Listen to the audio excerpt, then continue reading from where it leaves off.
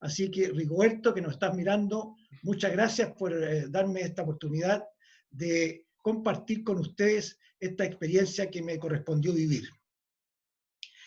Quiero, en forma muy especial, agradecer a toda la gente, a todos los que nos están escuchando, a mis compañeros de curso del Colegio Macay, que están ansiosos de escuchar este cuento, y quisiera rendir un homenaje a mi dotación, la dotación de la Esmeralda del año 97. Desde el segundo comandante, el comandante Roberto Garnam Poblete, hasta el último de los grumetes. Una dotación realmente impecable, realmente de gente valiente, que, como vamos a ver en los relatos, nos van a acompañar en esta oportunidad.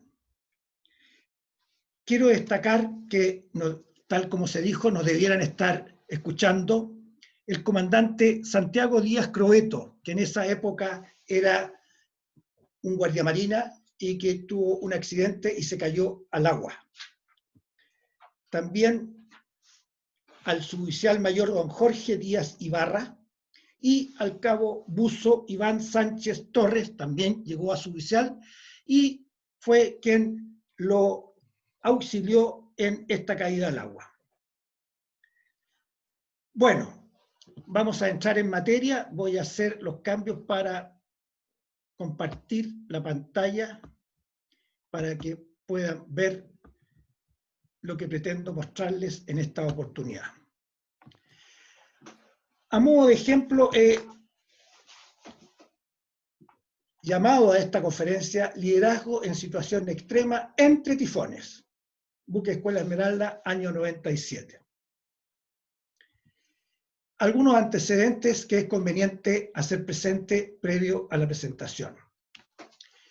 Aquí puedo mostrar el periplo que hicimos el año 97, partiendo desde Valparaíso, como se muestra el día 4 de mayo. Este viaje fue un tanto especial, porque el gobierno de Japón le requirió que el buque Escuela Esmeralda estuviera en esa oportunidad para el centenario de las relaciones diplomáticas entre ambos países. Y fue así como el presidente de la época le solicitó a la Armada que teníamos que estar en Japón, Bahía de Tokio, para cumplir las labores de embajada flotante. En ese sentido, el aim del viaje, el punto de partida, lo dio este evento. Y teníamos que estar entonces el 30 de agosto en la Bahía de Tokio. Es por esta razón de que el viaje es en sentido reloj. Normalmente, los viajes cuando parten en enero, febrero o a comienzos de año son sentido antirreloj para evitar el área de tifones en época de tifones. De tal suerte que cuando se programó el viaje, desde el minuto mismo de la programación, se sabía que íbamos a estar en zona de tifones y en época de tifones. Y esto es lo que yo les quiero relatar durante esta charla que vamos a tener. El primer evento, tal que como se muestra ahí en rojo en la pantalla, es el tifón Winnie, que nos sorprendió en las cercanías de Shanghái, China. Posteriormente, nos fuimos a Japón, participamos en todas estas reuniones y todas las actividades de la celebración, y después zarpamos rumbo a Canadá, Vancouver. En ese desplazamiento hubo 3 sucesos que vamos a compartir. El primero, antes del tifón, una semana antes, 6 días antes, se cae al agua el guardiamarina Díaz.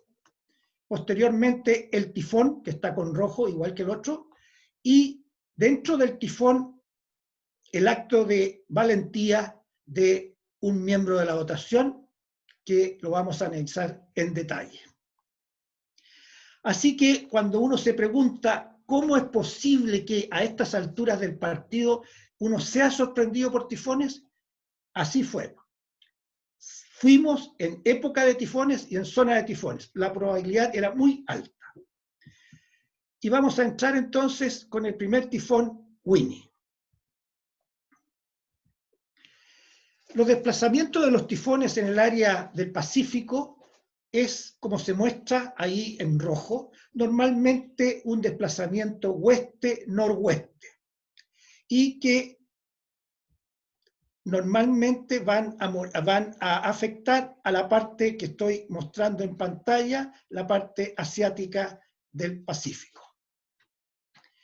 Este tifón se desarrolló y su inicio es en el sector de las Islas Marianas, ahí más o menos para que nos ubiquemos.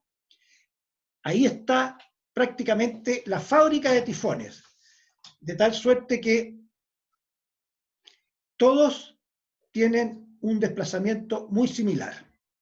La velocidad también entre 10 y 15 nudos. Ahora bien, un paréntesis al respecto.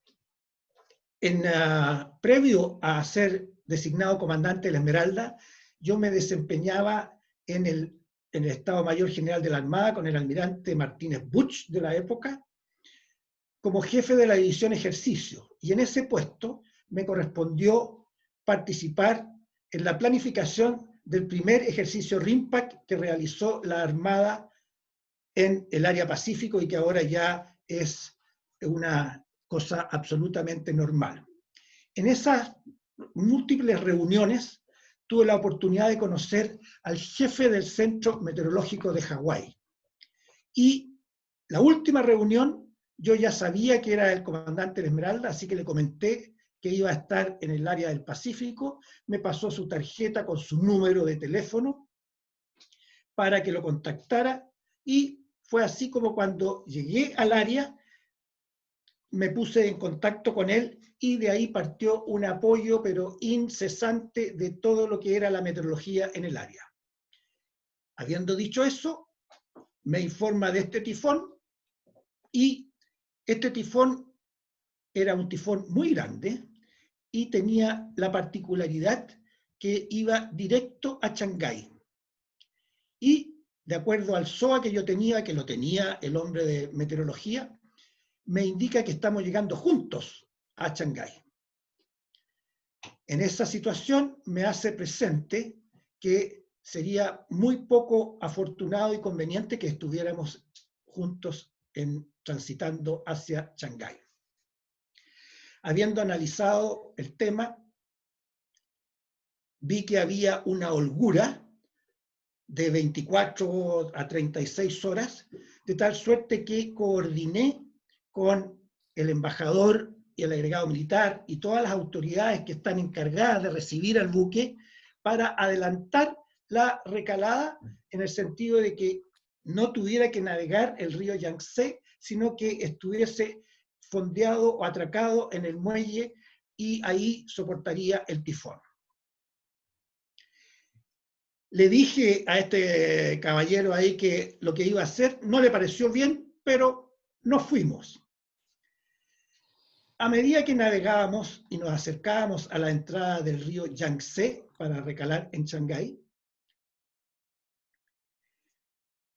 había una gran expectativa en el buque, en toda la dotación, por este puerto. Primero, por tratarse de un país milenario, de una cultura milenaria, ¿no es cierto?, muy interesante. Segundo, era el país más económico donde íbamos a estar, así que todo el mundo había hecho lo conveniente, los ahorros para comprar en China todos los compromisos que tenía con que llegar a Chile, los regalos, etc. También para el buque era el país más barato para reabastecerse, así que en este país teníamos presupuestado el petróleo, los víveres, etc. Así que todo esto empujaba para que la recalada a Shanghái tenía que ser sí o sí. Bueno, partimos adelantándonos, coordinado todo, y a medida que yo empecé a navegar el río Yangtze, me vinieron a los recuerdos los viajes que había hecho anteriormente en el buque Escuela Esmeralda, que me correspondió hacer un viaje muy similar, y había navegado en 2 oportunidades anteriores el río Yangtze. Y este río tiene una particularidad muy grande. Este río es difícil para navegar, pero no por los accidentes geográficos, sino por el tráfico, un tráfico absolutamente endemoniado, donde todo tipo de artefactos navales que flotan andan en el área ahí. Gabarras, remolcadores, yates, de todo. Y además, el canal 16, canal de comunicaciones VHF, normalmente saturado en un idioma inentendible que hace muy difícil la coordinación de cualquier tipo de maniobra. Ahora bien, a mí me correspondió ver, me tocó ver también un remolcador llevando alrededor de 8 gabarras grandes, de 1000 toneladas más o menos, que era prácticamente un tren. Y con la corriente, el tren no iban en formación 1, sino que iban 3 o 4, cada atravesado debido a la corriente. Y nadie hace caso y ahí se aplica la ley de la selva. Así que a medida que entraba aproximándome a Shanghái, navegando por el río Yangtze, empecé a hacer un brainstorming y me cuestionaba si era necesario y era conveniente ir a este puerto, toda vez que íbamos a ser sorprendidos por el tifón. No sabía qué daños, pero me había dicho este hombre que era muy grande el tifón. Y tal como dije, el punto de partida del viaje era el puerto de Tokio, con el presidente, el comandante en jefe, todas las autoridades del país participando en esta reunión de amistad. Me di cuenta que la decisión inicial no era buena. Podía sucederme 2 cosas. Una, atrasarme, que hubiese sido un bochorno, y la otra, que hubiese llegado mal herido producto del tifón. Así que me empecé a dar cuenta que no era bueno la idea de entrar, así que a medida que navegaba el río Yangtze, ya navegando, babor cierra la caña y nos devolvimos ante la mirada atónita de los oficiales que estaban en el puente en esos momentos. Y les digo que no vamos a ir porque esto es muy peligroso y podríamos estar faltos para la estadía en Japón. Todo el mundo trataba de convencerme de que era bueno, quien fuéramos, etc. Total que al final me devolví y hicimos el track que se señala ahí con la flecha amarilla, y siguiendo las instrucciones del Centro Meteorológico de Hawái, nos fuimos a refugiar al sur de la isla de Taiwán. Y el tifón siguió su línea de avance y pasó en las cercanías nuestras, y una vez que el tifón iba pasando, nosotros salimos, como muestro en la flecha, a navegar para recalar a Japón oportunamente. ¿Me escucha ahí? Sí, te escucho. Ya, para hacerle ahí algunas preguntas. Entonces, hasta ahí íbamos bien, ¿no es cierto?, con el PIM, el plan de intención de movimiento, Sí. que el buque llegara en la fecha y hora estimada, o sea, ¿cómo se llama?, dispuesta a Japón, ¿ya? Cuando pasó cerca del tifón, ¿me sintió ahí que el clima cambió, me imagino? ¿Le ha tocado harto viento también, más gruesa, etcétera? Bueno, este tifón aquí lo navegamos casi by the book, en el sentido de que lo fuimos orillando, pero así todo vimos que era muy grande, había una ola grande, no vamos a entrar de cuántos metros porque gente que dice que se puede exagerar, pero en todo caso tuvimos algunos daños, rotura de velas, daños menores, pero le tomamos el peso a lo que era el tifón y eso que lo navegamos haciéndole todo el quite posible. Perfecto, perfecto. Habiendo dicho eso, yo de repente me cuestioné si la decisión de no ir era buena o era mala. De repente me bajó el arrepentimiento pero ya estaba hecho, así que este arrepentimiento se me pasó de inmediato cuando partieron llegando los reportes de qué había pasado en el área. Aquí tenemos CNN, Taifún, Winnie, 140 muertos en China, devastador. Este fue el peor tifón en los últimos 10 años.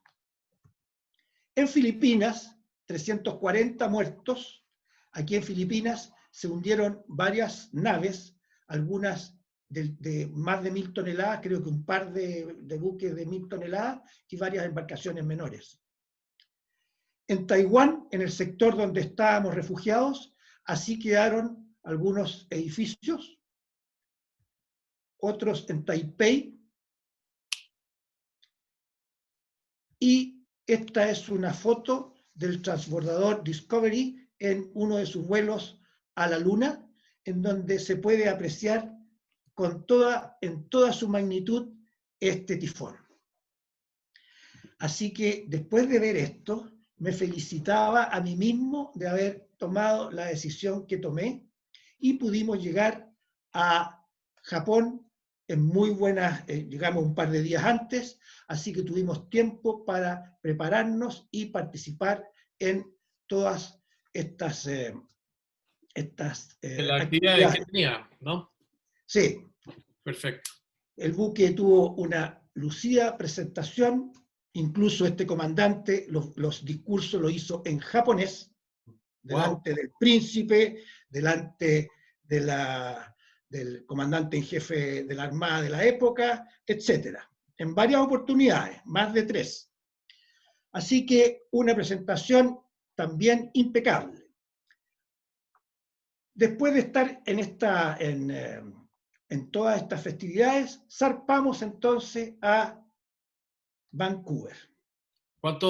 Entiendo que ahí en Japón, porque ese fue el viaje posterior al mío, obviamente, Japón o nosotros le regalamos al gobierno de Japón una bandera gigante, parece. Esa la regalamos nosotros. Nosotros a Chile en retribución a una que los japoneses nos habían regalado, que se Una que colgaba antes en Santiago, cerca de la ahí montaña. ¿Perdón? exacto. Claro, pero Exacto. esa parece que se colgaba nomás, no era una que es del asta, ¿no? Esa se colgaba en la calle Bandera. Claro, bueno, claro, por algo. Y ¿cómo se llama? Y tuvimos que hacer la ceremonia, ahí estaban todas las más altas autoridades. Fue difícil la coordinación con los japoneses porque había diferencias que los japoneses no permitían que el presidente con la señora pasara por delante de las tropas porque las mujeres estaban. Todas esas cosas al final solucionamos todo y fue impecable. Perfecto. ¿Cuánto estuvieron ahí en Japón? ¿Una semana, 5 días, no? No más, porque la visita fue, la parte inicial fue la parte Oficial. la parte inicial, donde estaba todo lo que era el aniversario, el presidente del Senado, toda la gente, Ajá. y después, una vez terminado eso, que fueron 4 o 5 días, y partió la visita, en teoría, la visita de los guardiamarinas, los programas de visitas oficiales, etc. Perfecto. Y después tuvimos otras visitas a otros puertos también en el mismo Japón. Le cuento brevemente, por mientras tenemos 190 participantes en este grupo, ¿eh? Bien, pues qué bueno. Así que nos siguen escribiendo, ahí me siento como hablando en la radio. Por fin, más famoso aún. ¿Ah? Los que se vayan conectando, los que ya están conectados, leí varios mensajes ahí, pero como les dije, me escribieron todo muy rápido, pasaron los mensajes muy rápido, no alcancé a leer, pero recién me escribió uno ahí en el chat de preguntas que me escribía desde República Dominicana. ¿Ah? Curioso, Bien. yo una vez, le voy a contar una anécdota cortita, pero en el fondo, una vez que fui al Caribe también fui a República Dominicana y hablaba con la gente ahí, había pasado recién un tornado, huracán, no sé lo que habría sido, pero había sido una tormenta fuerte. Entonces le preguntaba, ¿y qué prefieren ustedes, un huracán o un temblor, un terremoto, que ellos no tienen prácticamente? Y me dijeron, no, un tornado, digamos, de todas maneras, porque el tornado nos avisa 2 o 3 días antes cuando viene, digamos, y nos podemos proteger, etcétera. Pero el terremoto no. El terremoto ya lo sabemos nosotros que nos avisa. Exacto. Bueno, después de esta lucida presentación en Japón, entonces, zarpamos rumbo a Vancouver. Y antes del zarpe, se estaba formando otro tifón en la misma área y que iba con el desplazamiento que ya vimos, muy similar. De tal suerte que yo, al zarpe de Japón, ya sabía que venía otro tifón y para ello, entonces, para tratar de evadirlo, traté de hacer el track lo más al norte posible y además salir a máxima velocidad para aclarar el área. Cuando íbamos en esa navegación, se le ocurre caerse al agua a mi buen amigo, el guardiamarina Santiago Díaz Croeto, donde se encontraba efectuando una maniobra en el castillo, efectuando ahí maniobras con los foques. ¿Esto a qué hora fue, Almirante? A las 4 de la mañana, 3:50. Y se cayó por el sector que muestra la flecha roja. Y este accidente tuvo varios milagros. El primer milagro es que el guardiamarina se cae y por el sector donde se cayó no se pegó en ninguna de todas las cosas que están en el área aquí, el ancla, toda la maniobra que tiene abajo el bowpress, etc. Cayó limpiecito al agua. Estaba con un sargento adujando una escota de los foques. Este sargento se dio cuenta, dio la alarma y partimos con el zafarrancho. Oficial de guardia, teniente primero Eduardo Preuss, a quien lo saludo, que nos está mirando también, efectúa una maniobra impecable, realmente digna de halagarse y mostrarse, porque el buque iba navegando en las peores condiciones para recuperar a un hombre. Íbamos full velas, 4 de la noche, 4 de la mañana, oscuridad absoluta y con el motor sobre revolucionado, porque para mí un nudo más significaba una milla que yo iba a estar más lejos del tifón. Así que en esas condiciones se cae el guardiamarina al agua, en zona de tiburones. Y de hecho habíamos visto los días anteriores un par, más de en una oportunidad, tiburones. Así que se sabía exactamente que estábamos navegando en zona de tiburones. Tal como digo, condición vela mixto, motor vela, difícil para maniobrar. Inmediatamente el oficial de guardia, en su brillante maniobra, efectúa la curva de Butakov, donde le saca la popa al hombre que se cayó al agua para evitar que pasarlo a llevar con la hélice. Y posteriormente, ¿no es cierto?, una vez que el rumbo ha abierto 60 grados del rumbo inicial, se cae, se cierra la caña a la otra banda y se gobierna al rumbo recíproco que se traía. Y en teoría se indica que uno encuentra al hombre en las cercanías. El hecho de que haya sido a las 4 de la mañana, otro milagro, porque habían 2 guardias que estaban encubiertas, una entregándose, la otra recibiendo, y el teniente Preuss invadió de inmediato a cubrir la maniobra y partir alistándose para recuperar a este joven en el agua. Yo estuve en 1 minuto y medio, 2 minutos en el puente y se le habían lanzado alrededor de 8 o 10 salvavidas. Cuando yo llego al puente, el buque estaba en la primera pata de la caída y había un ángulo de unos 30 grados donde se visualizaban un grupo de luces que correspondía a todos los salvavidas, la baliza estroboscópica que se le había lanzado, etcétera, en un ángulo más o menos de 30 grados. Y aquí nuevamente el oficial de guardia, el teniente Preuss, me dice, el hombre, la indicación de GPS, había dispuesto en la función MOV, ¿no es cierto?, Man Overboard, que el GPS tiene esa función y da la demarcación y distancia a la que está el hombre en el agua. Y lo raro acá era que la demarcación del GPS era fuera del grupo de donde estaban los salvavidas. Y 10 grados abiertos afuera. ¿a qué se O sea, podía deber eso? Porque hay que explicarle, ¿no es cierto?, a nuestra audiencia que no todos son marinos. Y claro, uno lanza los salvavidas y tienen un sistema claro, de contacto con el agua, se activa una luz, ¿no es cierto? exacto. Yo he hablado también con Santiago Díaz de esta experiencia, no tanta, con tanta profundidad, pero en el fondo me lo contaba hace por lo menos unos 15 años atrás, y me decía que se cayó al agua de noche y vio como el buque se alejó nomás. Y vio la popa y la popa la vio perderse, no más.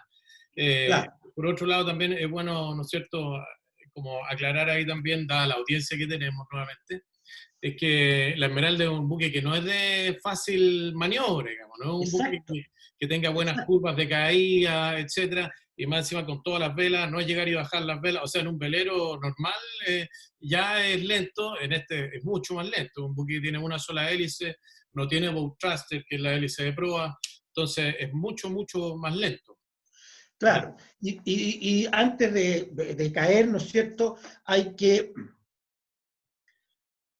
cargar las velas, echar las velas abajo, porque el aparejo va orientado dependiendo de la dirección del viento. Así que todo eso se hizo en tiempo récord. Normalmente la maniobra esta de cargar y cazar el aparejo toma más o menos 40 minutos, 45 minutos. Aquí, en menos de 20 minutos, teníamos el buque ya presentado con las velas abajo, los botes tripulados, listos para ser arriados, y todo el mundo haciendo todo lo que tenía que hacer. Y había otra razón para tener esta prisa, porque la temperatura del agua y las tablas, de acuerdo al viento que había, esa noche estaba lloviendo, daban como no más de 30 minutos la supervivencia en el agua de una persona. De tal suerte que si no lo encontrábamos a la primera, el guardiamarina se moría. Así que todo esto hacía que se entregaran cada uno en cuerpo y alma a la maniobra para hacerla la mejor posible. Ahora bien, algunas anécdotas de esta misma maniobra. Los salvavidas estaban en un sector, el GPS para el otro. ¿Dónde nos vamos? Teniente Preuss me indica que en todos los ejercicios, que hicimos varios, casi atorando, haciendo ejercicio, lo que nos permitió hacer la maniobra en tiempo récord, que en todos los ejercicios la demarcación del GPS había sido muy acertada. Así que me recomendaba que le hiciéramos caso al instrumento.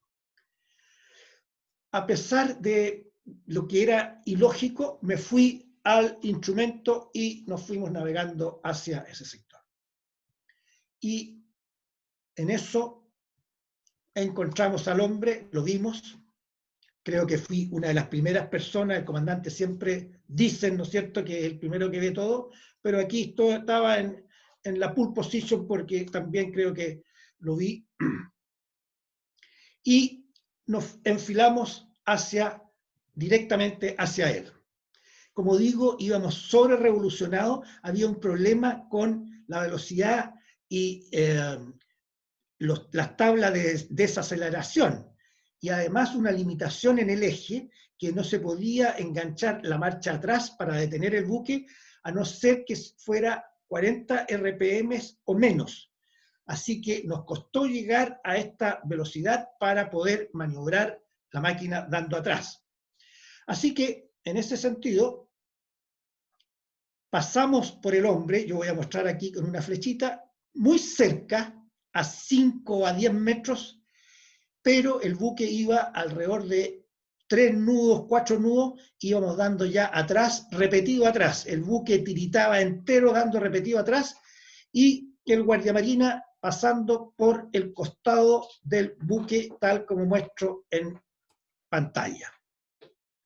En esas circunstancias, la partida de apoyo a la maniobra, que se encuentra en el sector Alcázar, que estoy mostrando a cargo del segundo comandante, dentro de los participantes hay 2 buzos. Y estos buzos participan en la maniobra para ayudar a la persona que se ha caído al agua. Normalmente van heridos o con hipotermia, de tal suerte que hay que ayudarlos para subirlos a bordo, y estaban estos buzos ahí con tenida de buzo, listo para. Y en el momento que el guardiamarina pasa por frente a los buzos, uno de los buzos, el cabo Sánchez, que ya no nombramos, ve y aprecia de que el guardiamarina va nadando en forma muy dificultosa. Le costaba sacar la cabeza, estaba muy cansado, y él, sin pensarlo, se lanza al agua, sin permiso del jefe de la maniobra de ahí, del CAL, sin permiso del puente, y el buque dando repetido atrás. El buzo Sánchez sabía... Tenía 2 hombres al agua ahora. Ahora tenía 2 hombres al agua, efectivamente. Tenía 2 hombres al agua, pero este era el más peligroso de todos, porque él sabía que estábamos dando atrás y trató de darse el máximo impulso para salir lo antes posible del sector cercano al buque, para quedar claro en la hélice. Con tan mala suerte, y como estaba lloviendo, estaba todo mojado, se resfala y cae y queda aconchado en el buque, en la borda, perdón, en la línea de agua. Y cuando me avisan el puente, buzo en el agua, ¿qué? Buzo en el agua, confirme, afirmativa. Ahí se me vino a la memoria, ¿no es cierto?, el titular del Mercurio, el Esmeralda, tritura a un tripulante, se ahoga, y todo esto estaba pasando por la cabeza del suscrito.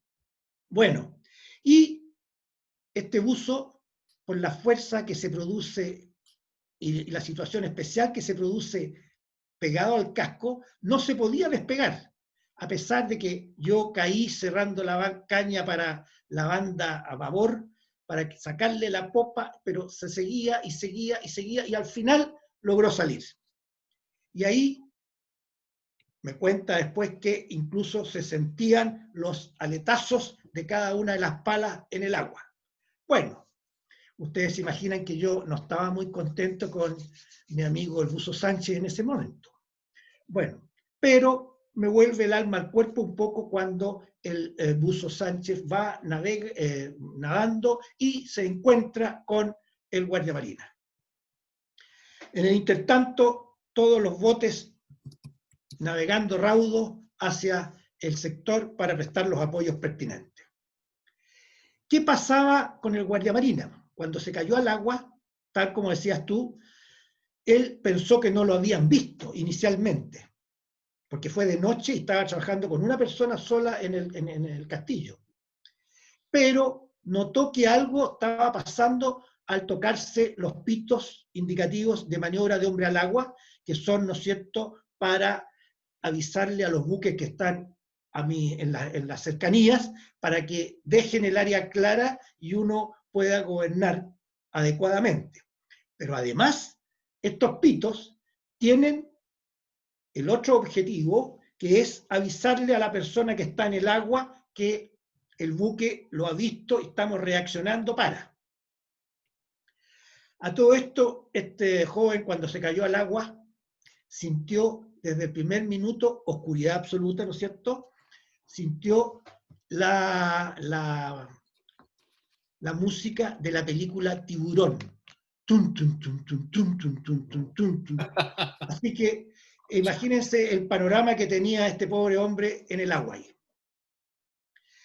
Y el buzo nadando hacia el sector vio que este guardiamarina no tenía ningún salvavidas, por eso que no se veía ninguna luz, le saca la luz de calcio a uno de los salvavidas circulares y se acerca hacia el guardiamarina. Este guardiamarina ve un reflejo, una pasada de una especie de aleta de tiburón, el buzo vestido con traje negro en la cabeza y tum, tum, tum, tum, tum, tum, tum. Así que para él era un tiburón.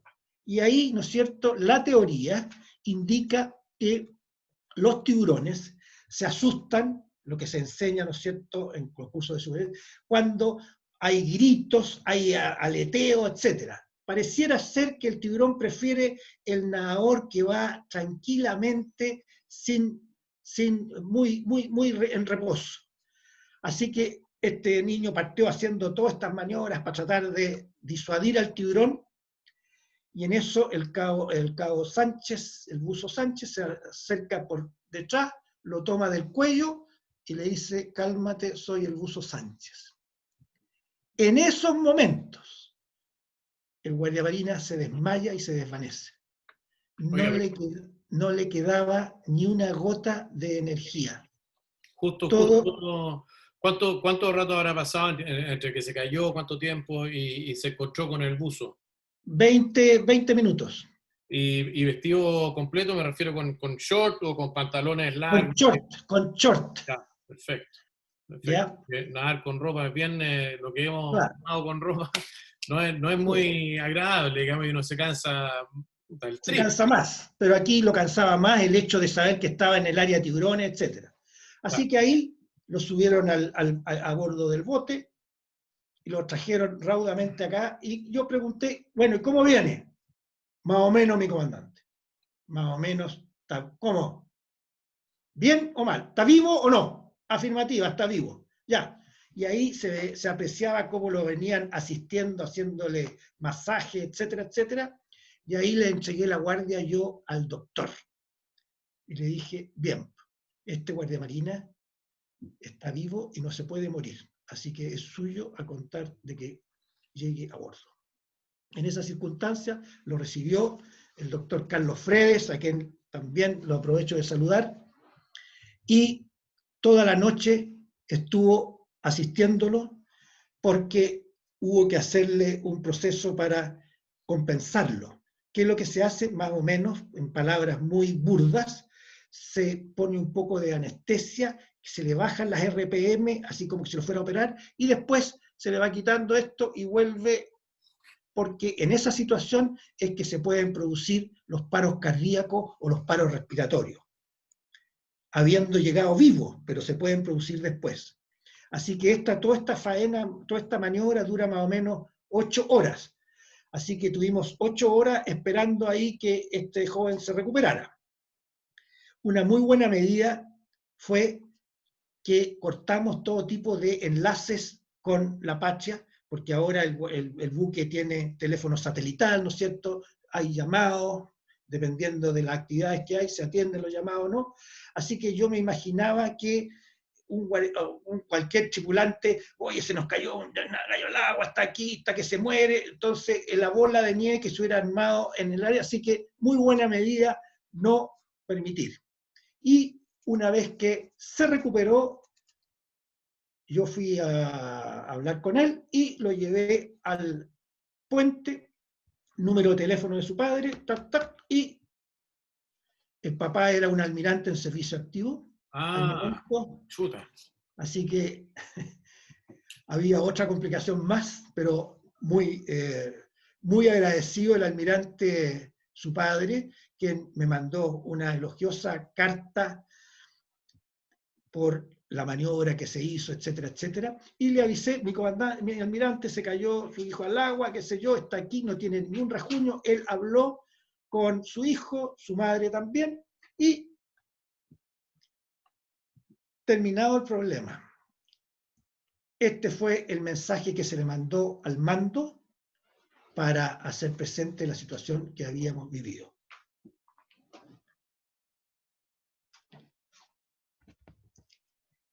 Bien, terminado, nos vamos al segundo tifón, David o David. No alcanzamos a leer el mensaje, realmente. Me faltó el Bien. punto 2. Ahí está, ¿ves? Pensé que ahí en US había curso de lectura rápida. Sí, que estoy diciendo, soy multitasking, entonces estoy haciendo aquí, y respondiendo aquí las preguntas que me hacen. A la mía Terancía me hizo 2 preguntas que acabo de ver, así que solo me voy a ir a parar Plantón 10, por no haberlo visto, la mía Terancía Clavel. Respecto a la maniobra nocturna, se logra recuperarlo con solo principio de enfriamiento y gran susto, no es para menos. De lo anterior fue informado padre y citado cámara y telefónica, conocimiento. Perfecto, bueno, qué bueno que lo lograron recuperar. Bien, esto sucede 5 días o 6 días antes de nuestro amigo el tifón David o David para nosotros. Este tifón, al igual que el otro, en el sector de las Marianas, con rumbo oeste-noroeste, en las mismas condiciones. Aquí todo el mundo, como fui, aquí este tifón tuve que enfrentarlo. Me dicen, pero ¿cómo hoy tú, amigo del jefe del centro meteorológico, y te alcanzó el tifón y te dan a cada rato? ¿Qué pasó? Bueno, este tifón, como podemos ver en la presentación, tuvo 2 cambios de rumbo. Uno primero que cae al norte y posteriormente cae al este y se dirige exactamente en la misma latitud donde yo iba raudo corriendo de alejarme de este sector. La gran mayoría de los tifones, el 80%, van y quedan en esta área asiática. El 20% cae al norte y la gran mayoría de ellos se desarma solo por el hecho que llegan al polo y a medida que va enfriando la temperatura se le acaba el combustible y mueren. Y un 2 o 3% de estos tifones se regresan y van a la costa americana. Este fue el caso y además en el sector había una serie de sistemas de bajas presiones que fueron todos absueltos y formaron un super taifún y además la velocidad, que eran 12 a 15 nudos inicial del tifón, aumentó a 50 nudos, directo en la misma latitud donde yo iba. Por eso que no hubo cómo sacárselo. Ahora, el centro meteorológico me indicaba que la mejor forma para evadirlo obviamente era para el norte, pero yo no tenía las cartas y nada para navegar entre medio aquí de la zona de las Islas Kuriles, la isla Aleutiana, que no es llegar y meterse, sin carta. Así que nos dirigimos hacia el sur y a máxima velocidad, tratando también de alejarnos a la mayor velocidad de este tifón. Y el día antes de que fuéramos ya afectados por el tifón, me llama por teléfono el hombre de Hawái y me dice: mañana a las 8 de la mañana usted va a sentir los efectos del tifón, va a notar que va a haber una ola larga que se va a empezar a agrandar, va a cambiar, usted debe tener muy buen tiempo, y efectivamente teníamos muy buen tiempo. Un mar plato, absolutamente un espejo, el buque se reflejaba íntegramente en el mar, un sol brillante donde no había una gota de viento, nada. Bien, mañana entonces a partir de las 8 y e informa que este tifón va a tener su máxima actividad a la 1 de la madrugada. Partía a las 8, máxima actividad 1 de la madrugada, y posteriormente ya partía decreciendo. Cuando yo decía que mañana íbamos a tener este tifón, de acuerdo a las apreciaciones meteorológicas, que iba a tener un viento de 80 nudos sostenidos con rachas de sobre 100 nudos, la ola iba a ser de 12 a 15 metros, nadie podía creerlo, nadie podía creerlo. Y nos preparamos para eso. Desde mediodía de este avisado, nos preparamos para efectuar todo el alistamiento para enfrentar al tifón. Tuvimos más o menos desde las 13 horas, creo, 14 por ahí, hasta las 12 de la noche. Probamos todas las bombas eléctricas, las bombas a combustión interna, probamos todos los sistemas, las cortinas adujadas, amarradas, la cámara, todas las sillas apernadas, las mesas, todo trincado. En eso estuvimos casi más de 8 horas, calculo, ininterrumpido. Así que después a fondearse para esperar al otro día temprano el tifón. Y ahí nos levantamos temprano, todo el mundo, y partió la ola tal como se había informado. Ahí se puede apreciar, empezó a agrandarse la ola cada día más, cada minuto más, y el alistamiento estaba completado, que también mérito de la tripulación, todo el mundo haciendo lo mejor de sí para que no nos fuera a pasar nada. Y la ola cada minuto avanzaba más y al final significaba, en el caso práctico nuestro, de que el Alcázar, el sector del centro, estaba permanentemente bajo el agua y el agua se evacuaba por la borda, porque las tapas que hay para este registro de evacuación de aguas no daban abasto. La ola pasaba permanentemente por este sector. Esto traía como consecuencia que no podíamos abrir las puertas de entrada a los departamentos interiores de la Cámara de Guardia Marina y la habitación de la gente de mar, porque esto estaba absolutamente inundado. Y cada momento la ola fue agrandándose, agrandándose, agrandándose. Y termina esto de repente con un llamado de la Cámara de Guardiamarinas que estaba entrando mucha agua a la Cámara. ¿Y por dónde está entrando agua? Bueno, partieron bien las partidas, etc. Y de repente en el sector de aire acondicionado de la Cámara de Guardia Marina, la puerta revienta y sale el agua.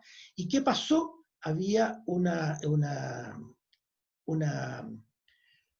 sistema de ventilación del aire, la toma de aire, que fue un hoyo, se hizo un hoyo de más o menos 8 a 10 pulgadas, después creo que se salió entera la cosa, pero inicialmente 8 a 10 pulgadas, y el agua desaguaba entero todo esto a la Cámara de Guardia Marina.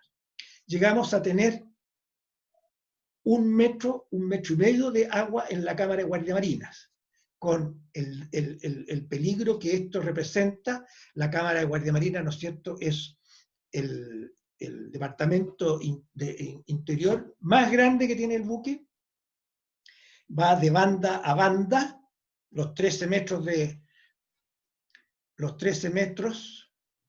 absolutamente llenos de agua, y ustedes saben, ¿no es cierto?, que el agua en superficie libre es un peligro para los buques, por cuanto el buque se escora, el agua se va todo para ese sector y evita que el brazo de deslizamiento pueda llevar el buque a la vertical. En los buques mercantes también, los que transportan granos, por ejemplo, lo mismo pasa con el grano. La bodega tiene que ir hasta arriba, o si no, bien, ¿cómo se llama?, compactado y bien, incluso con lonas, porque al escorarse se pierde el buque y se vuelve de campana. En ese sentido, entonces, partió el zafarrancho y al final hubo que hacer todo tipo de ingenios para lograr el achique, que el achique estaba considerado que se haga por las puertas de evacuación aquí en el sector del Alcázar. Pero Esto, como pero no se mira, podía, dime. perdón que te interrumpa, ¿esto es, ya entramos al tifón o todavía esto es al principio? Es que esto es como el pololeo, de a poco, ¿no es Ya, cierto? Partí que la ola se fue agrandando y ya llevamos la ola, esto era parte del tifón. perfecto, Esta foto que está acá es alrededor de las 15 horas ya. y el tifón había partido a las 8 y la máxima era a la 1 de la madrugada, así que estamos más o menos en la mitad, todavía no llegamos, estábamos en la mitad del tifón, todavía no llegamos a lo máximo. Ya, perfecto. Pero bueno, gracias a Dios pudo tener, ¿no es cierto?, la anticipación de esto y un día completo para trincar para la mar, ¿no es cierto?, y para el tema del rancho, etcétera, porque ahí queda todo el buque inhabilitado a esos temas. Sí, la verdad es que nadie tenía mucho hambre, así que no Allá, había mucho, no había mucho apetito.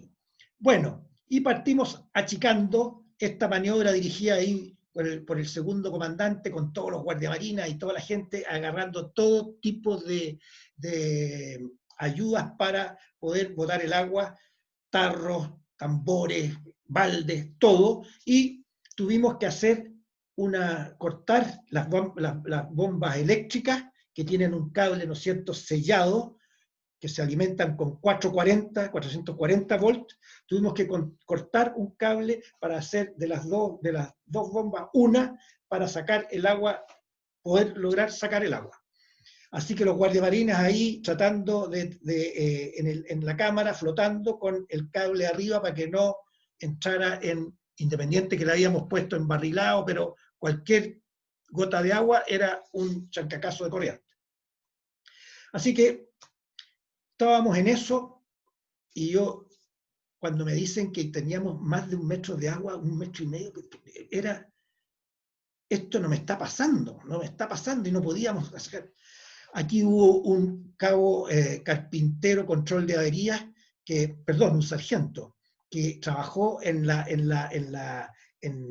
tapar la avería que teníamos, poniendo cuñas inicialmente, después embarrilando con lona, con todo lo que sabemos, y estuvo en varias oportunidades listo a caerse al agua. Así que no era fácil la situación. A todo esto, a estas alturas ya estaba prohibido la circulación por cubierta, no había nada en cubierta, íbamos a palo seco. Y yo me imaginaba que si no teníamos controlada la avería antes del ocaso, iba a ser muy difícil posteriormente porque el buque era un cortocircuito. Imagínense en la cámara de guardia marina, 1,5 metros de agua, todos los enchufes en el agua, así que no había luz, etc. Había alumbrado algunas cosas de emergencia, etc. Y veía hasta cuándo iba a llegar esta cosa, porque de repente el buque en sus escoras, de repente se quedaba dormido, quedábamos 30, 40 grados de escora y se dormía y posteriormente de un rato partía reaccionando muy lentamente a la vertical, producto del agua que estaba haciendo su juego abajo en el departamento de Guardia Marinas. Pero ya alrededor, ya 1 hora antes del ocaso, logramos ya bajar el nivel considerablemente, el nivel del agua, y teníamos ya medio metro, 50 centímetros, 30, no sé. Así que ya me volvió el alma al cuerpo, ya estamos bien, tenemos que seguir para la noche. Y en eso, otro llamado telefónico, que ese fue el mortal. El mayordomo de la cámara del comandante, que estaba chincando el camarote de la esclava, porque el comandante tiene su esclava, ustedes saben. ya. Suponemos que su señora no lo está escuchando. Bueno, el camarote de la esclava es el nombre genérico que tiene porque viene de los veleros antiguos y en la actualidad se lleva los licores ahí en ese camarote. Y En este la, hombre estaba verificando en la esclava los licores y ve por las claraboyas que había varias tiras en el agua. Ustedes comprenderán que ahí, en ese sector, está la hélice y el timón. Y avisa al puente que está la maniobra del Mesana, parece que está en el agua porque hay varios cabos, varios, no uno, dos, varios. Mirando con prismático desde el puente, tratábamos de ver qué pasaba y al final... Era de noche ya, ¿no? No, todavía estábamos antes del ocaso. Perfecto. ¿Y qué temperatura tenía ahí, como para ir ambientando en esto? ¿Hacía frío, hacía calor? Mire, hacía calor, pero el viento y el agua, la sensación térmica era de frío. Ya. De repente yo estaba tiritando, no sé si de miedo o de frío, o las dos cosas juntas. Pero, tiene que haber sido de frío. claro, no, sí, también de miedo. Porque a pesar de que yo había hecho todos los esfuerzos para evitar el tifón, después todos los esfuerzos para estar en la mejor forma, me vienen estas cosas, así que había algo de miedo también. Bueno, y nos dice que está toda la maniobra en el agua, miramos desde el puente de mando y pudimos ver que efectivamente se veían las en el agua. Voy a dejar hasta aquí este relato porque este engancha con el otro punto que viene, el acto de valentía del hombre de la dotación. Durante la noche, esto siguió, se sacó el agua. En la noche, alrededor de las 1 de la madrugada, era, como había dicho el hombre de meteorología, 12 a 15 metros. El agua llegaba, incluso en la tarde, pasaba por la botavara del Mesana y reventaba, y toda esta agua caía al alcázar, y cuando se sentaba el buque, se desaguaba hacia popa. Me acuerdo que durante la noche estaba de guardia el teniente Ronald Bach. Está conectado, ¿eh? Está conectado. Está Sí. conectado el almirante Bach aquí. Un saludo, Ronito, ahí a Punta Arenas, personas. Bueno, y había una dotación reforzada en el puente, que eran la única gente que estaba afuera, y los ánimos estaban tensos, y yo, para arreglarla un poquito, le digo: Ronito, ¿cómo estamos? ¿Estamos mejorando ya, parece? Entonces me dice: no, mi comandante, parece que vamos a tener problemas aquí. Yo, en todo caso, me tiré un yo pecador por si acaso, así que el truco me salió retruco, ahí tuvimos que arreglarlas con otra cosa. Pero durante la noche, yo nunca había rezado tanto en mi vida, soy un católico normal, de pañol, pero ahí recé todo, y usted podía escuchar de repente en el hombre que estaba al lado: Dios te salve María, llena de Padre nuestro. El capellán, que era un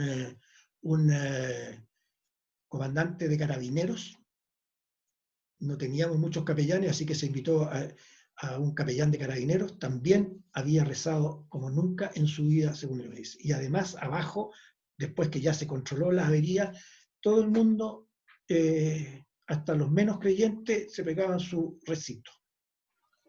Bueno, y al otro día ya tuvimos otra emergencia, se nos inundó el servomotor, porque como íbamos navegando aleteado, la presión de la ola era tan fuerte que por la mecha del timón se metía el agua, y las bombas de achique no daban de abasto para botar el agua, y se empezó a inundar y casi llegó al nivel de las bombas. Ahí es el tema de otra reunión, porque hubo que hacer ingenios para bajar y botar el agua, pero de todo tipo. Pero al otro día ya partió mejorando un poco el tema, y dábamos por terminado este poquito del tifón. Ahora bien, voy a mostrarles un breve video, que este video está filmado alrededor de las 16 horas y al otro día en la mañana a las 10 de la mañana. O sea, este video no dice toda la verdad cómo fue, por cuanto esto es solo un appetizer.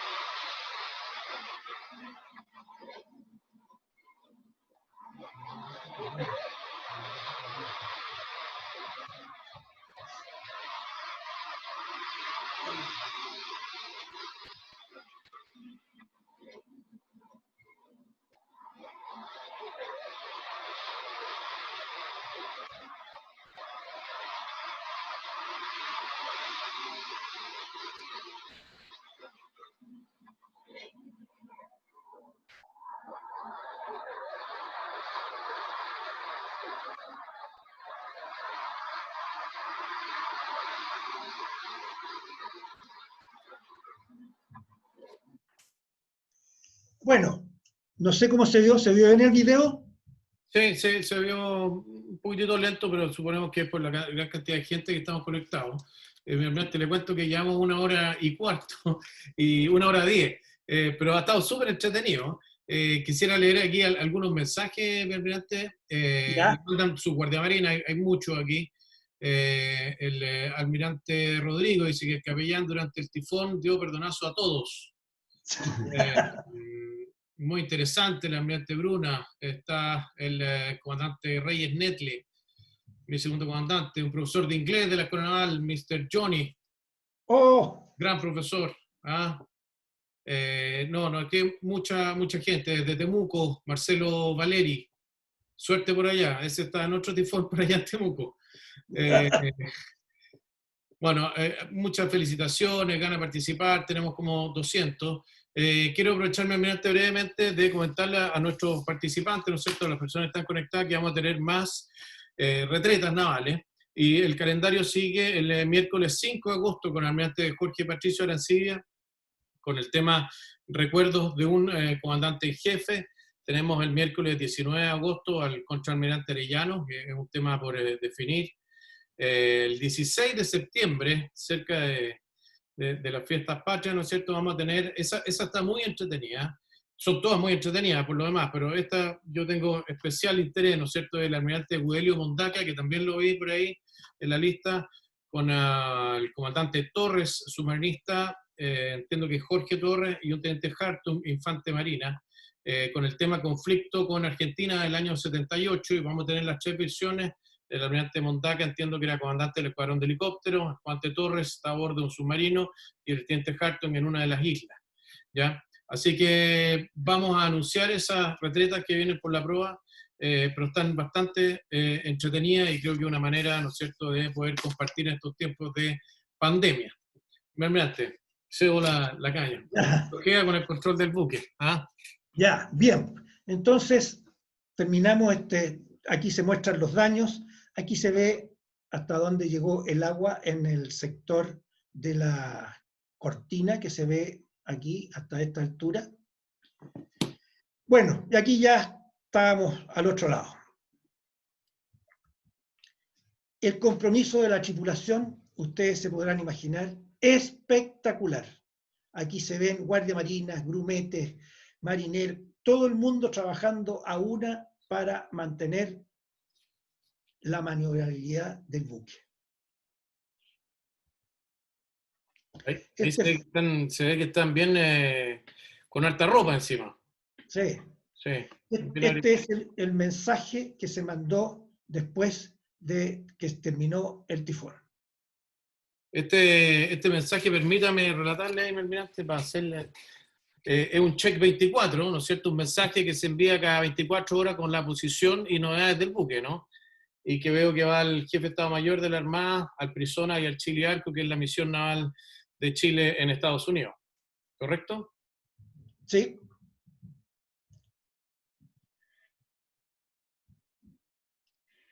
Adelante, por favor. Bien, bueno, aquí se mostró, yo no quise informar ni antes del tifón ni durante, nada. Había algunas sugerencias que obviamente tenían asidero, pero yo tenía el control del buque, estaba absolutamente convencido que había hecho todo lo que estaba a mi alcance para evadir, después para enfrentar, así que nadie me podía venir a ayudar, salvo de upstairs, ahí, y que tuve la ayuda pertinente. Pero el resto no podía haber aportado nada, sino que yo solamente crearía más confusión, así que por eso que decidí enviar este mensaje solo al final. Esto fue lo que salió en el Mercurio de la época.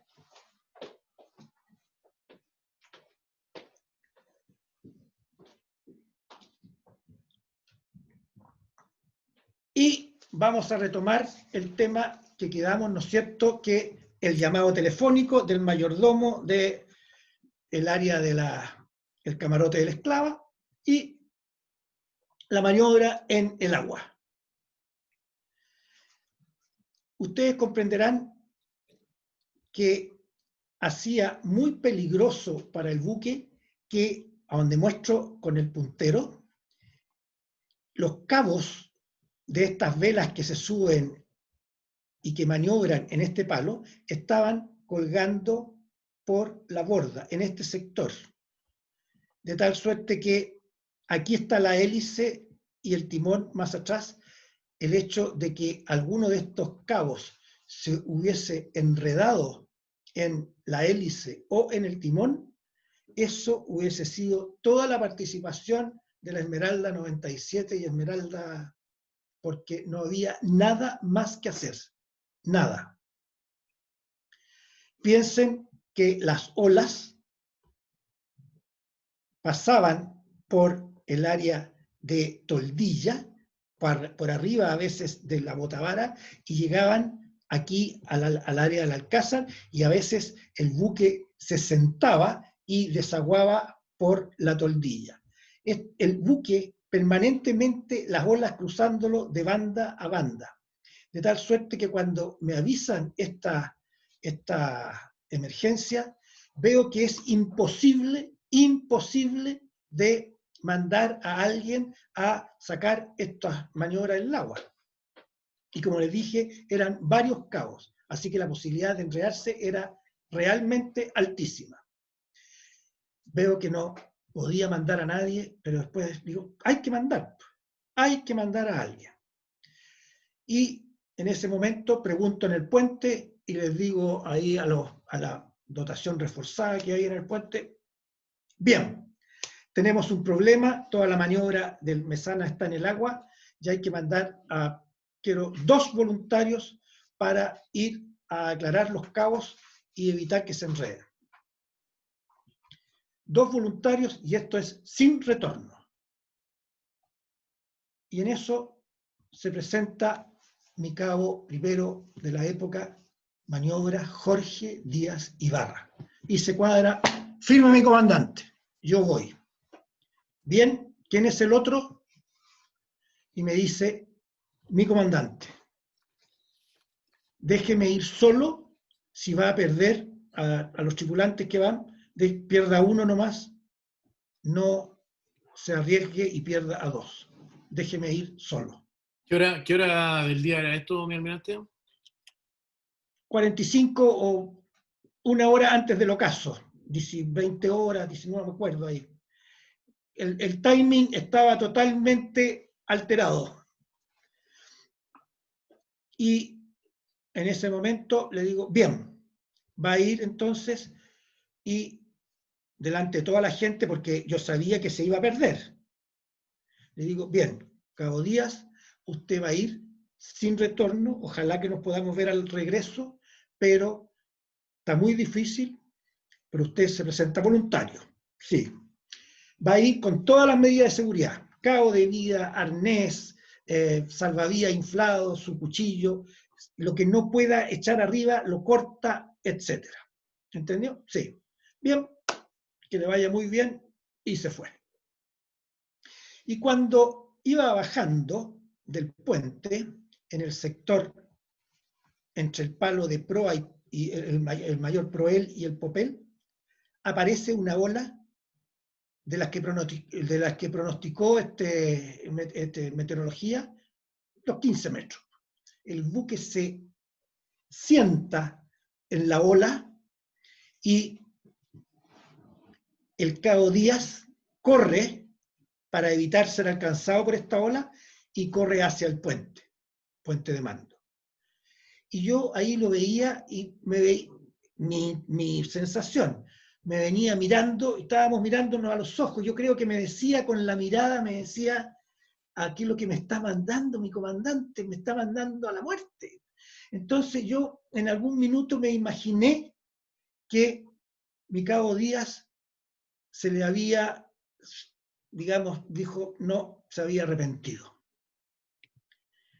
Y llega, se me acerca y me toma del brazo y me dice, mi comandante, si no vuelvo, dígale a mi mujer que yo he sido un buen marino. Ustedes comprenderán qué significa esto para mí. Nos dimos un abrazo y le digo, vaya, vamos a rezar para que vuelva. Bueno, y se fue y partió haciendo toda la maniobra que tenía que hacer.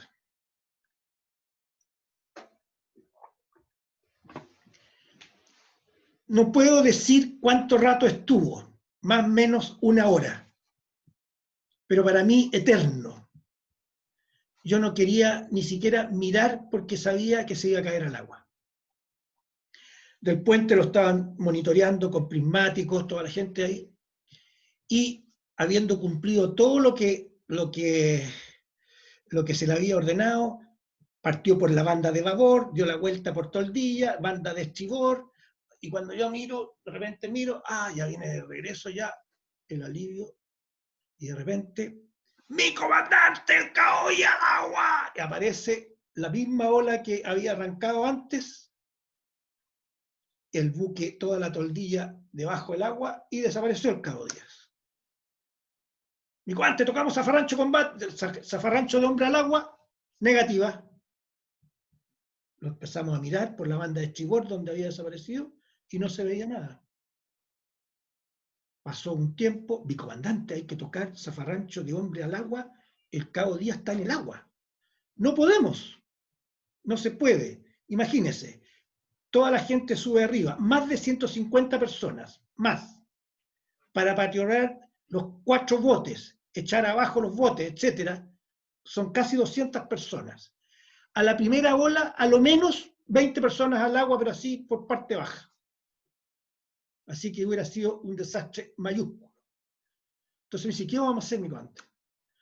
Yo voy a rezar nomás, pero aquí tenemos que confiar en Dios, pero no hay nada más que hacer.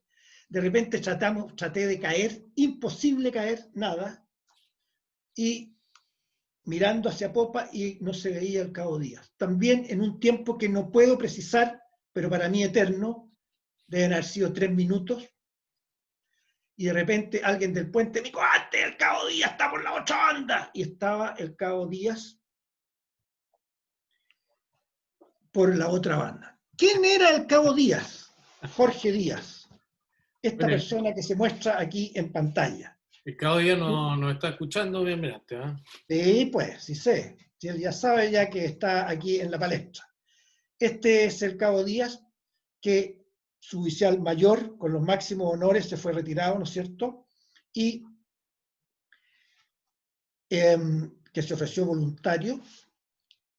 Y tenía varias gracias este hombre. Muy buen profesional, en lo personal, una brillante persona, y había, miren la coincidencia, nacido un 21 de mayo.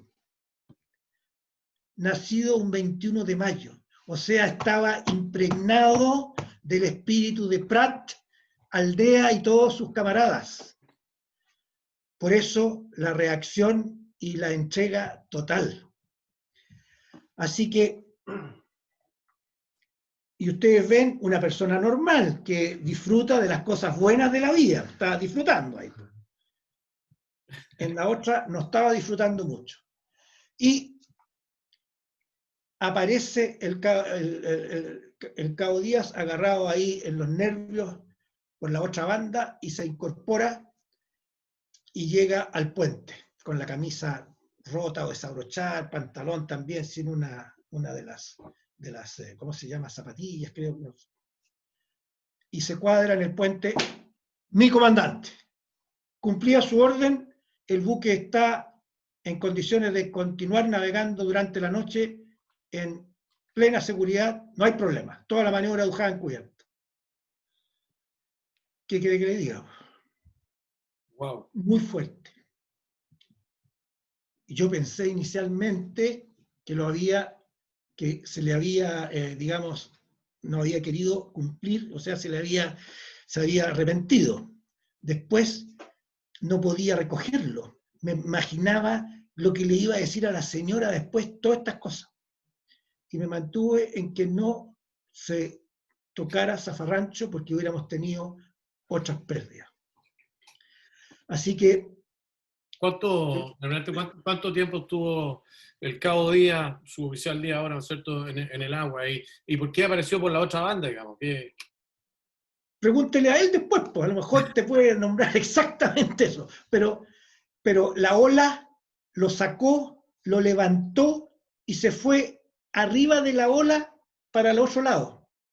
Y se trató de tomar en todos lados, y en el sector del Palo Mesana o del Popel, no me acuerdo dónde, ahí está, no, en Mesana, ahí está hay una trituradora, no me acuerdo qué, que estaba energizada y le dio la corriente. Se había agarrado en una parte y le dio la corriente. Bueno, él se lo puede contar después. Bueno, y lo que más rescato de todo esto es que vaya Díaz, entonces váyase a la enfermería, que lo vean citar. No, amigo, antes yo me quedo aquí en el puente, así que con la ropa mojada, estábamos todos mojados, se quedó y nos acompañó ahí durante la noche, la navegación, y todo lo que yo le dije cuando se inundó el servomotor, etcétera, etcétera. Y este hombre, posteriormente, cuando yo llegué de vuelta a La Pacha, estaba el almirante Arancibia, Jorge Patricio Arancibia, de comandante en jefe, que estaba con el ministro de Defensa, y me dijo, oiga, el viaje, ¿cuál es lo más interesante? ¿Cuál es lo más? Y yo le cuento resumidamente lo del Cabo Díaz, y él me dispone que eleve los antecedentes para que se haga el sumario pertinente para si es acreedor a la medalla del valor. Y fue acreedor a la medalla del valor que el almirante tuvo a bien disponer para su persona. Bueno, algunas experiencias. El líder debe mantener su resolución aun cuando ésta sea impopular. De repente, uno trata de ser populista, pero no funciona esta cosa. Yo me recuerdo aquí, por ejemplo, el siguiente, el entrenamiento permanente en situaciones de emergencia. Esto, aun cuando me considero una persona que tiene suerte y muy buena suerte, pero uno tiene que ayudarle a la suerte. Aquí esto no es cosa del azar, que pucha la suerte, no. Entrenamiento permanente, desde que zarpamos todos los días, a lo menos una maniobra de hombre al agua, echar los botes, etcétera, etcétera. Entonces, de repente, me daba no sé qué, día domingo en la tarde, todo, a hacer maniobra de hombre al agua o la maniobra que correspondiera. Eso, y siempre pensando en la ley de Murphy, todo lo que peor que nos puede suceder, nos va a suceder, y aplicándola no lo pillan por sorpresa. El miedo a lo desconocido y en situaciones extremas afecta a todo ser humano. Y la gracia es que el líder tiene que sobreponerse y saber controlarlo. Como vimos, la espiritualidad y la fe permite que un hombre esté dispuesto a entregar su vida en beneficio del resto.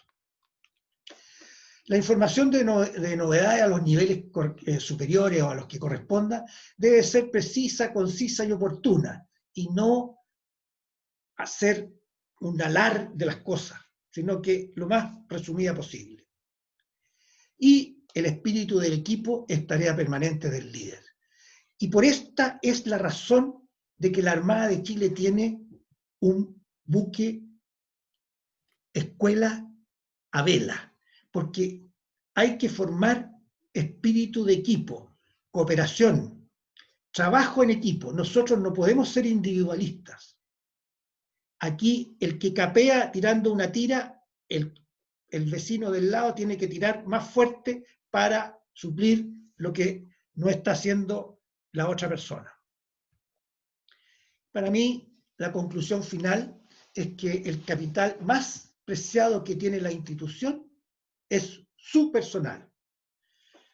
Y para ellos, la Escuela Naval, la Escuela de Grumetes y el buque Escuela Esmeralda son el punto de partida, donde se recibe una formación valórica y una preparación técnica que les permite desempeñarse con total entrega y una conducta ejemplar, como lo hemos visto aquí en estos relatos que le he tratado de resumir, donde emulando a nuestros héroes, que tenemos nuestra historia naval repleta de actos heroicos, y la Marina sigue con su gente que héroes hay, igual como mi cabo, mi suboficial Díaz, que está ahí mirándonos, que se presentó voluntariamente sabiendo que se iba a morir, que no iba a regresar, y que si regresó, solo por un milagro. Así que confiamos plenamente en que la Marina, su personal, es lo más preciado, y creemos que en estos días todos estos valores y todas estas cosas son más necesarias, todos estos atributos son más necesarios que nunca.